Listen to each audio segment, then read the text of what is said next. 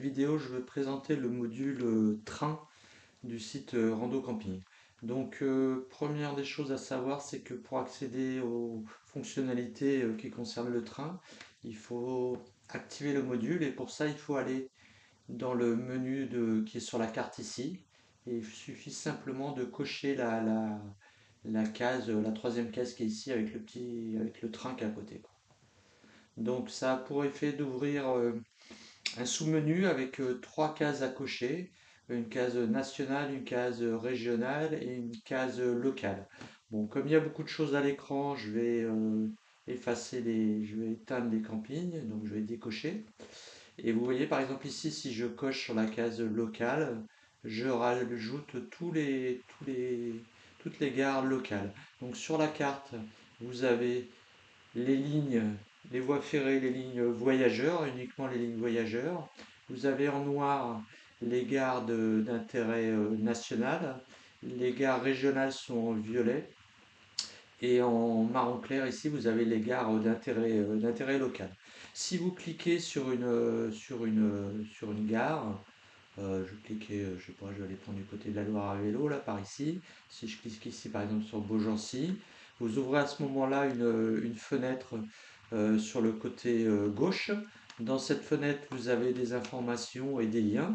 Première information, bien sûr, c'est le nom de la gare. On vous rappelle que c'est une carte une gare d'intérêt régional dans le cas de Beaugency. Vous avez un lien vers les prochains départs et les prochaines arrivées depuis cette gare. Donc si je clique dessus, je vais sur le site de Gare et Connexion qui répertorie toutes les gares et surtout qui peut donner des informations qui concernent les équipements, notamment les ascenseurs. On y reviendra plus tard. Vous voyez par contre, ce qui est aussi très intéressant, c'est que sur ce site, on va vous afficher les gares au départ et on va vous indiquer les voies. Donc typiquement, dans le cas de Beaugency, c'est une gare où il y a deux voies.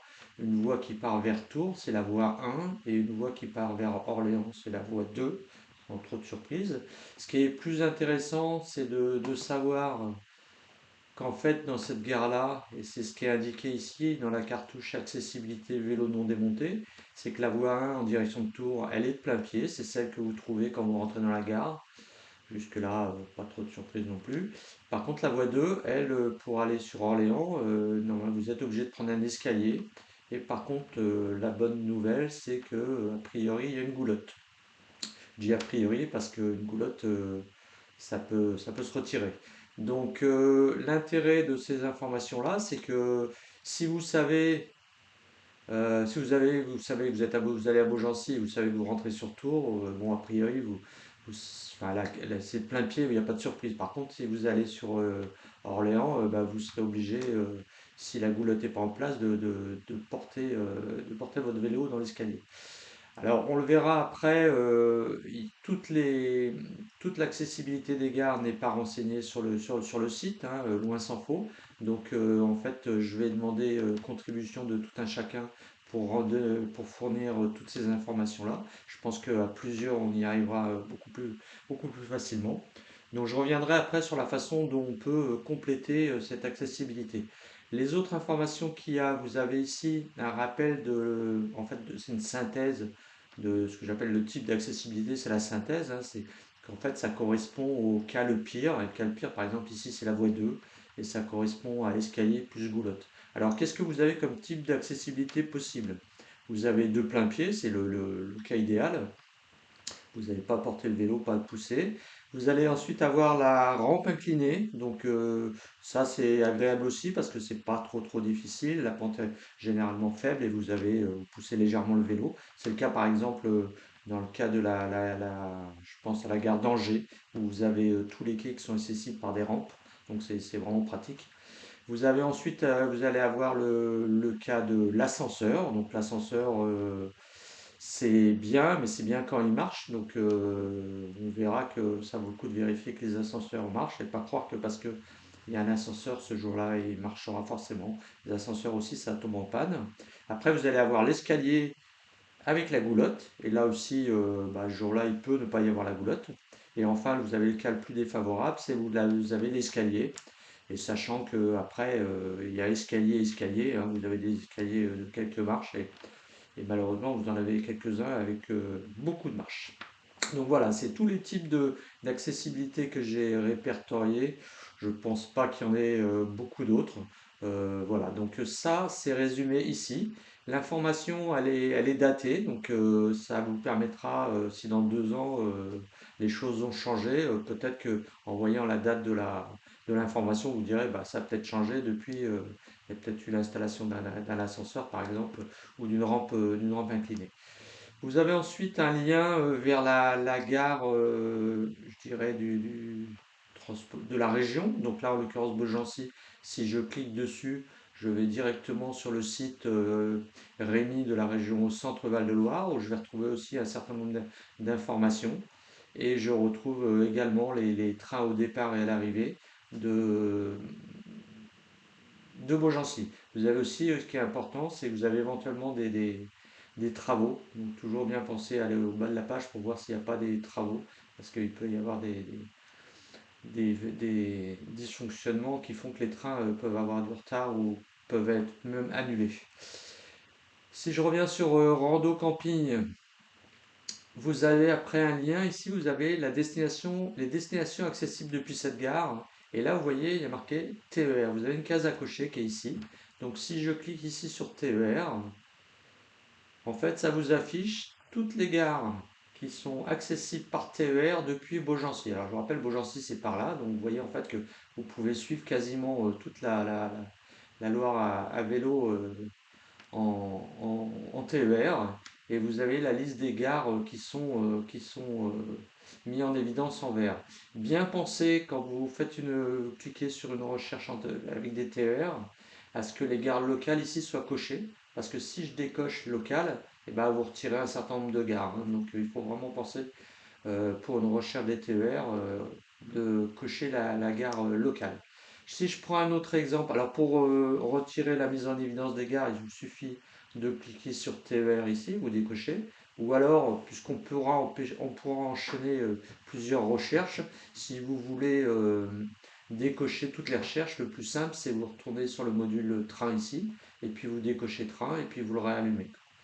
On va prendre un autre exemple, on va prendre le cas de Vierzon. Vierzon, c'est intéressant parce que Vierzon, alors vous retrouvez le même type d'information. Par contre, ce que vous voyez, c'est que par exemple ici à Vierzon, bah, c'est pas la voie 1 qui est en entrée quand vous rentrez dans la gare, c'est la voie 2.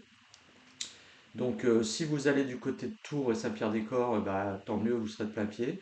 Par contre, vous aurez, si vous allez pour tous les autres voies, notamment en direction de Bourges, Bourges ou Nevers, bah là vous aurez l'ascenseur à prendre. Donc là, ce que vous pouvez faire, c'est que vous allez sur le site Gare et Connexion de Vierzon, vous regardez, et puis là, vous voyez, ah bah, pas de chance, là, manifestement, il y a un dysfonctionnement sur un ascenseur, donc vous pouvez cliquer sur ascenseur, et ici, vous voyez qu'il y a 3 ascenseurs qui sont en service, il y en a un qui est hors service. Ah, pas de chance, l'ascenseur qui est hors service, c'est l'ascenseur de la voie 2, donc c'est l'ascenseur en fait qui est en entrée de gare. Donc en fait, c'est celui qui vous permet de descendre dans le souterrain. Donc ça veut dire que là, comme il est en panne, vous allez devoir porter votre vélo dans les escaliers pour descendre dans le souterrain et qu'ensuite vous aurez un ascenseur pour remonter. D'où l'importance de regarder le fonctionnement des ascenseurs. Alors pas un mois avant, hein, bien sûr, peut-être 2 heures ou une journée avant pour voir s'il n'y a pas des dysfonctionnements. En tout cas, c'est une information qui est utile, notamment dans le cas des ascenseurs. Je reviens sur le site Rando Camping. Là, on peut regarder typiquement les TER qui sont accessibles depuis Vierzon. Bah, sans surprise, vous pouvez aller à Orléans, à Tours, à Bourges, Nevers, jusqu'à Lyon, puis de l'autre côté à Limoges. Donc ça, c'est les TER classiques depuis Vierzon. Et puis si cette fois-ci, vous prenez non pas les TER, mais les intercités, vous cliquez sur intercités. Cette fois-ci, ils sont affichés en bleu. Et là, vous voyez que vous allez d'un côté à Nantes, de l'autre côté, vous allez toujours à Lyon, mais vous pouvez maintenant en intercité descendre à Toulouse. Vous pouvez descendre à Toulouse. Voilà, donc ça permet de voir, et de l'autre côté, bien sûr, à Paris, ça permet de voir bah, quelles sont les gares qui sont accessibles depuis une gare. Je veux prendre un autre exemple. Donc là, j'efface la gare de Vierzon. Je vais prendre un autre exemple qui est intéressant. Vous prenez le cas de Strasbourg. Donc Strasbourg, c'est ici. Je clique sur Strasbourg. Là, cette fois-ci, vous avez l'accès à des TER localement et bien sûr à des TGV. Si vous cliquez sur TGV, là, cette fois-ci, ça vous affiche toutes les gares accessibles par TGV en rouge. Et vous voyez que bah, on peut aller loin, hein, tout de même depuis Strasbourg, vous pouvez aller jusqu'à Montpellier et même jusqu'à Nice. Alors il y a un point qui est important qu'il faut souligner, c'est que les données proviennent de la SNCF. Les données sont fournies, ce qu'on appelle en open data, tous les jours. Moi, je les prendrai une fois par semaine et les données sont fournies, sont valables pendant 2 mois. Ça veut dire que quand on dit que on peut aller à Nice, je dirais directement depuis Strasbourg, c'est peut-être pas aujourd'hui, hein, c'est peut-être pas ni demain, c'est peut-être uniquement le vendredi, c'est peut-être que le samedi et ça commence peut-être que dans 15 jours. En tout cas, on a trouvé un, un trajet direct entre Strasbourg et Nice. Et il y en a au moins un qui existe dans les 2 mois qui viennent. Alors il y en a peut-être plusieurs, c'est peut-être régulier. Mais en tout cas, c'est à vous d'aller sur le site de la SNCF Connect et de vérifier à quelle date il circule. Ça ne dispense pas de regarder les sites de SNCF. Mais en tout cas, on voit que on peut aller assez loin. Parce que de l'autre côté, on voit par exemple qu'on va à Bordeaux, de l'autre côté. Donc on va quand même assez loin avec des TGV en partant de Strasbourg. Je vais prendre un autre exemple. Je vais prendre le cas de... Là, on est en région parisienne. Donc en région parisienne, les TER, c'est ce qu'on appelle des Transiliens. Donc je vais prendre le cas d'une gare. Je vais prendre la gare de Melun, là, qui est par exemple ici. Si je clique sur Melun, on vous dit que voilà, donc là vous avez cette fois-ci le site l'accès vers le site Île-de-France. Là vous avez des intercités, des TER et des Transiliens. Si je clique sur Transilien cette fois-ci, j'ai les gares que je peux accéder depuis Melun. Donc typiquement vous pouvez redescendre ici sur Migène-la-Roche qui doit être ici, mais vous pouvez aussi traverser tout Paris pour aller jusqu'à Goussainville. Donc c'est une façon de découvrir un peu les itinéraires qui sont possibles. Je referme la gare je vais éteindre voilà, la mise en évidence et je vais refermer la gare de Melun. Ce que je vais montrer maintenant, c'est comment on peut, je dirais, compléter l'accessibilité d'une gare. Je vais prendre un exemple enfin, un peu arbitraire que je connais pas forcément. Je vais aller là entre Poitiers et puis entre Poitiers et Niort. Je vais remettre les gares locales et puis allez, on va renseigner la gare de. Là, il y a la gare qui a un joli nom là, Pamprou. Donc voilà, on connaît bien la gare de Pamprou et on veut renseigner l'accessibilité. Alors déjà, ce qu'on peut voir, c'est que c'est une gare où a priori il n'y a que 2 voies. On le voit ici sur la carte de détail. Donc on va renseigner l'accessibilité et comment on fait? Bah, ici vous avez la cartouche. Si vous cliquez sur le lien contribuer qui est ici, vous ouvrez ici un petit texte qui vous explique un peu qui vous donne des instructions sur la façon, sur les informations qu'il convient de mettre. Et ici, vous retirez ce qui est écrit, puisque c'est pas ça qu'il faut conserver, et vous allez écrire par exemple, vous allez mettre voie 1, et puis vous savez que la voie 1, elle va en direction vous mettez direction, alors je connais pas du tout, hein, mais j'ai une chance sur deux de me tromper, je vais mettre direction Poitiers. Je vais mettre de plein pied, voilà, parce qu'en général, c'est souvent le cas.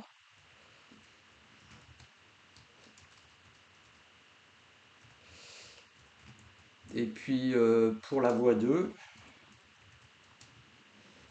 là cette fois-ci, ça va être direction Niort. On va mettre que bah, c'est par escalier, pas de chance. Une fois que ça c'est écrit, bah, la seule chose qu'il vous suffit de faire, c'est que vous cliquez sur le bouton modifier. Ça envoie la demande de modification, ça me l'envoie. Moi, de mon côté, je vais la recevoir. Donc, je vous montre comment je veux procéder pour la valider. Je vais aller, moi, j'aurai le menu ici. Dans le menu, je vais avoir modérer les gares. En cliquant sur modérer les gares, j'aurai la liste des modifications à valider. Là, j'ai le cas de Pamprou qui a été fait. Donc, je clique sur Pamprou. Qu'est-ce que je peux faire à ce niveau-là? Je peux éventuellement modifier le nom, mais c'est pas très judicieux. Par contre, je peux ici modifier l'accessibilité telle qu'elle est décrite. Je peux la corriger.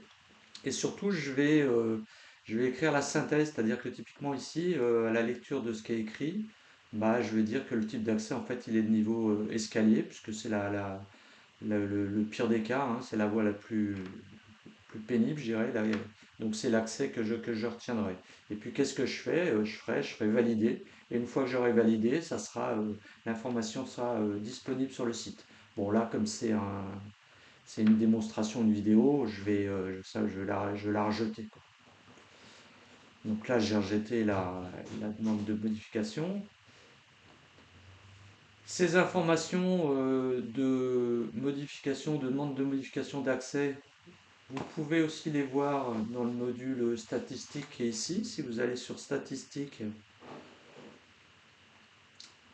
qui est ici, tout en bas du module de statistique, vous avez le nombre de gares. Donc là, on en a 2876. Vous avez là le nombre de gares dont l'accessibilité a été renseignée. On est loin d'avoir atteint les 2876. Et puis, vous avez ici le nombre de demandes de modification qui sont en attente, qui ont été acceptées ou qui ont été refusées. Donc, ça permet un peu de suivre l'avancement, je dirais, des demandes. Donc là, je vais revenir, oui, j'ai bien tout. Je vais revenir à un niveau de zoom. J'en ai terminé avec la présentation. Je pense que c'est un module qui peut avoir son intérêt. Un des principaux intérêts que moi j'y vois, c'est de pouvoir partir rejoindre son point de départ de randonnée ou même de rentrer chez soi en enchaînant notamment des TER. Et pour ça, la façon la plus simple, c'est que vous cliquez à un moment donné sur une gare, vous choisissez TER, ça vous montre bah, les TER qui sont accessibles, les gares qui sont accessibles, et de proche en proche, en cliquant là, je viens de cliquer sur. Alors, si je clique sur. Toc toc toc, c'est Bordeaux, et puis ici je mets TER, voilà, il me dit que je peux aller par là, et typiquement là, si je vais sur Limoges, je clique sur TER, il me remonte de proche en proche, là, vous voyez, avec 3 TER, en faisant Hendaye, Bordeaux, Bordeaux, Limoges et Limoges, bah, je peux remonter jusqu'à Orléans avec 3 TER. Donc ça permet en fait de voir comment on peut enchaîner plusieurs trains pour pouvoir soit accéder à son point de départ, soit rentrer chez soi. Ça permet aussi de découvrir un certain nombre de lignes, notamment pour les trains qui sont plus rapides comme les intercités ou les TGV, de découvrir je dirais des trajets en fait qu'on soupçonne pas. Voilà, j'en ai terminé avec ce module-là. Là, je vais éteindre je vais tout fermer, je vais tout ouvrir. Alors bien sûr, vous pouvez superposer camping et ligne de chemin de fer. Bon, par contre, après, il faut forcément zoomer parce que ça devient un peu surchargé. Mais en tout cas, ça vous permet de voir où est la gare la plus proche d'un lieu d'hébergement. J'en ai terminé avec cette vidéo et je vous remercie de votre attention.